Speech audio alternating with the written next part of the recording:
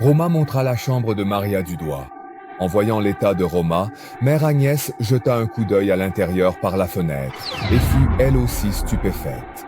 Oh Jésus, qu'est-ce que c'est? Je vais voir. Restez ici, vous deux. Mère Agnès, tenant la croix à la main, s'avance vers Maria. Mais Maria saute de sa chaise pour atterrir au sol et, telle une bête sauvage, se met à grogner en fixant Mère Agnès du regard. Agnès avançait lentement vers Maria, tenant la croix dans sa main.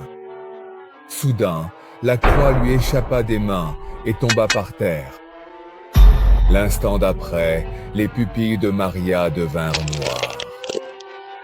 Ses doigts se tordirent en produisant un craquement, et Maria, telle une bête, sauta sur Agnès et se mit à mordre la chair de sa main. Elle se tenait là, tel un démon, la chair de Mère Agnès coincée entre ses dents, tandis que Mère Agnès se tordait de douleur.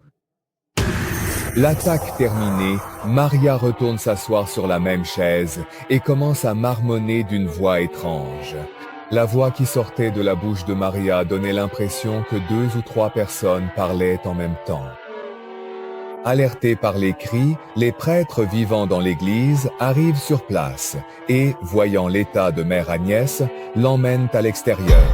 Maria semblait maintenant un peu plus calme qu'auparavant et, profitant de ce moment de répit, on l'enferma soigneusement dans sa chambre pour qu'elle puisse se reposer tranquillement. Tout le monde était stupéfait de voir Maria dans cet état. Un climat de peur s'était également installé parmi les autres filles. Le père Steve avait compris qu'il ne s'agissait pas d'une force humaine, mais d'une puissance démoniaque.